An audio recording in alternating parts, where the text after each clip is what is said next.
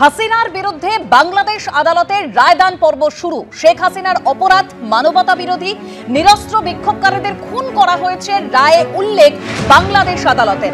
বাংলাদেশ আদালতের তরফে ঠিক কি বলা হচ্ছে আরো বিস্তারিত আমরা জানবো। আমাদের প্রতিনিধি অর্ণব মুখোপাধ্যায় রয়েছেন সরাসরি। অর্ণব, দেখো, আন্তর্জাতিক যে অপরাধ ট্রাইব্যুনাল রয়েছে সেখানেতে আজকে এই বিচার পর্ব চলছে এবং তাতে যেটা দেখা যাচ্ছে যে শেখ হাসিনার বিরুদ্ধে বিভিন্ন অভিযোগ আনা হয়েছে, যার মধ্যে হচ্ছে খুন রয়েছে, অমানবিক আচরণ রয়েছে, অত্যাচার রয়েছে, এরকম বিভিন্ন অভিযোগ তার বিরুদ্ধে রয়েছে। এবং সেই অভিযোগগুলোর মধ্যে থেকে যেটা করা হচ্ছে যে সমস্ত কথা সাক্ষীরা বলেছেন, সেই সাক্ষীদের যে বক্তব্য বা সেই সময় হচ্ছে তিনি যে বিভিন্ন ফোন রেকর্ডিং যেগুলো পাওয়া গিয়েছে, শেখ হাসিনার সঙ্গে যে রেকর্ডিং পাওয়া গিয়েছে, সেই রেকর্ডিংগুলো যে সাক্ষীদের যে বক্তব্যগুলো, সেই বক্তব্যগুলো সেগুলো এই মুহূর্তে পড়া হচ্ছে। এবং যেটা হচ্ছে যে বিভিন্ন জায়গায় বড় স্ক্রিনেতে এই যে রায়দান পর্ব সেইটা দেখানোরও ব্যবস্থা হয়েছে। স্বাভাবিকভাবে আওয়ামী লীগের পক্ষ থেকে কিন্তু বলা হয়েছে যে যেটা বলা হচ্ছে যে এই যে রায়দান পর্ব হচ্ছে এটা পুরোটাই পূর্ব পরিকল্পিত এবং এই রায়দানের বস্তুত কোনো এখতিয়ারই নেই। তার কারণ হচ্ছে যে যাদেরকে অপরাধী সাব্যস্ত করা হচ্ছে বা যাদেরকে বলা হচ্ছে তারা অপরাধ করেছেন, এরকম কোনো ঘটনাই নয়। এবং রায়দানও যেটা হবে সেটা পূর্ব পরিকল্পিত, এমনটা বলা হচ্ছে আওয়ামী লীগের পক্ষ থেকে। অন্যদিকে যেটা দেখা যাচ্ছে যে এই যে আজকে যে রায়দান পর্ব হচ্ছে সেটাকে কেন্দ্র করে কিন্তু ক্রমশ পরিস্থিতি উত্তপ্ত হচ্ছে। কয়েকদিন আগে আমরা দেখেছিলাম যে আওয়ামী লীগের পক্ষ থেকে সেখানে কিন্তু আলাদাভাবে লকডাউন ডাকা হয়েছিল এবং আওয়ামী লীগের পক্ষ থেকে যেটা বলা হয়েছে যে আজকে এই যে যেটা চলছে রায়দান পর্ব সেটা নিয়ে তারা শাটডাউনের ডাক দিচ্ছেন, অর্থাৎ সমস্ত কিছু বন্ধ রাখা, শাটডাউনের তারা ডাক দিচ্ছেন। পাল্টা যেটা দেখা যাচ্ছে যে ধানমন্ডি 32, সে ধানমন্ডি 32-এর দিকে কিন্তু সেখানে পুলিশ প্রহরা রয়েছে, কিন্তু তা সত্ত্বেও জানো যে এর আগে জুলাই অভ্যুত্থানের পরবর্তী সময়ে যেটা হয়েছিল যে ধানমন্ডি 32-এর ওপর ভাঙচুর হয়েছিল, এমনকি টুঙ্গিপাড়া যেখানে হচ্ছে সেখানেও কিন্তু আক্রমণের একটা চেষ্টা হয়েছিল। সেই ধানমন্ডি 32-এ ইতিমধ্যে পুলিশ মোতায়েন রয়েছে, কিন্তু যেটা বলা হচ্ছে যে ছাত্র জনতা তারা হচ্ছেন এখানে বুলডোজার নিয়ে ইতিমধ্যে ধানমন্ডি 32-এর দিকে রওনা দিয়েছে। অর্থাৎ সেখানে মুজিবুর রহমানের বাসভবনের যে শেষ অংশটুকু রয়েছে সেটুকুও ভেঙে গুড়িয়ে দেওয়ার চেষ্টা একটা চলছে। অথচ গতকাল রাত থেকে দেখা গিয়েছে বিভিন্ন জায়গায় ককটেল বোমা বিস্ফোরণ হয়েছে। অর্থাৎ একদিকে যারা এখনও আওয়ামী লীগের সমর্থকরা যারা প্রতিনিয়ত অত্যাচারের সম্মুখীন হয়েছেন তারাও কিন্তু এখনো অবধি তাদের পাল্টা প্রতিরোধের চেষ্টা করছে। অন্যদিকে শিবির বলো, বিএনপি বলো, জামাত বলো, প্লাস হচ্ছে এই তদারকি সরকারের যারা রয়েছেন তারা কিন্তু সবাই চেষ্টা করছেন যে এই যে শেখ হাসিনার বিরুদ্ধে এই বিষয়টাকে তারা তুলে ধরতে চাইছেন, যে আন্তর্জাতিক ট্রাইব্যুনাল অপরাধ কিভাবে কি বিচার করছে সেটা তুলে ধরতে চাইছে। এবং স্বাভাবিকভাবে যে পাশের দেশে যখন এরকম হয় তখন তার প্রভাব প্রতিবেশী হিসেবে ভারতবর্ষের ওপরেও এসে পড়ে এবং সেই জায়গাটাও আসছে। কিন্তু যেটা এখন দেখার যে একদিকে রায়টা কি হচ্ছে, যেরকম আওয়ামী লীগ বলছে যে পূর্ব পরিকল্পিত রায় হবে, অন্যদিকে ধানমন্ডি 32 দিনের শেষে কি অবস্থা হয় অবশ্যই নজর থাকবে। রায়দান কি হয় সেদিকে আমাদের নজর থাকবে, কিন্তু এই রায়দান পর্বকে কেন্দ্র করে অর্থাৎ শেখ হাসিনার বিরুদ্ধে দায়ের করা মামলার যে রায়দান তাকে কেন্দ্র করে উত্তপ্ত বাংলাদেশ। শেখ হাসিনার বিরুদ্ধে 5টি কি অভিযোগ রয়েছে সেটা প্রথমে আপনাদের সামনে রাখবো।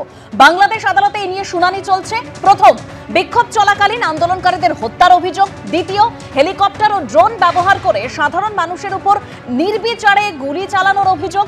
তৃতীয়, আন্দোলনকারী ছাত্রদের খুনের অভিযোগ। চতুর্থ, হিংসায় প্ররোচনামূলক বয়ান দেওয়ার অভিযোগ। পঞ্চম, মানবতার বিরুদ্ধে অপরাধ সংগঠিত করার অভিযোগ।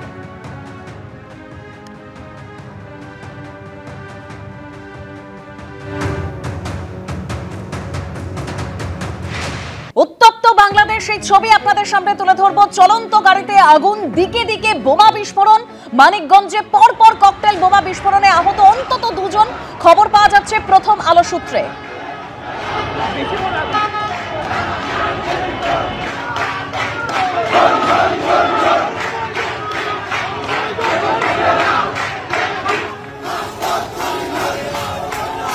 তিতুমির কলেজের মেন গেট ও আমতলী মোড় এলাকায় বোমা বিস্ফোরণ।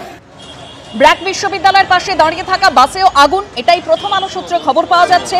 শেখ হাসিনার বিরুদ্ধে দায়ের করা মামলার রায় ঘোষণা ঘিরে এভাবেই উত্তপ্ত বাংলাদেশ। বাংলাদেশের বিভিন্ন জায়গার ছবি আপনাদের সামনে তুলে ধরছি। হামলা বা অগ্নিসংযোগের ঘটনা দেখলেই গুলির নির্দেশ, খবর সংবাদপত্র ডেইলি স্টার সূত্রে। গতকাল রাত থেকে দেশজুড়ে দফায় দফায় অশান্তি। পরিস্থিতি নিয়ন্ত্রণে সেনা পুলিশের পাশাপাশি মোতায়েন করা হয়েছে বর্ডার গার্ড বাহিনীও। গত বছর সংরক্ষণ বিরোধী আন্দোলনে উত্তাল হয়ে উঠেছিল বাংলাদেশ, মৃত্যু হয়েছিল বহু আন্দোলনকারী। চাপের মুখে শেষমেশ গত বছরের 5ই আগস্ট পদত্যাগ করে দেশ ছাড়েন শেখ হাসিনা।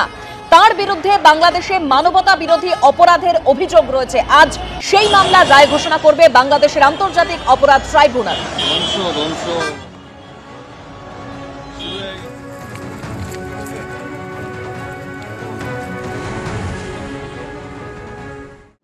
চোখ রাখবো পরের খবরে। দিল্লি বিস্ফোরণ কাণ্ডে হাওয়ালার মাধ্যমে টাকা এসেছে বলে অনুমান তদন্তকারীদের। সূত্রের খবর, 20 লক্ষ টাকা লেনদেনের খবর পাওয়া গেছে। জঙ্গি গোষ্ঠী জয়েশের হ্যান্ডলার থেকে টাকা এসেছিল বলেই গোয়েন্দা সূত্রে খবর।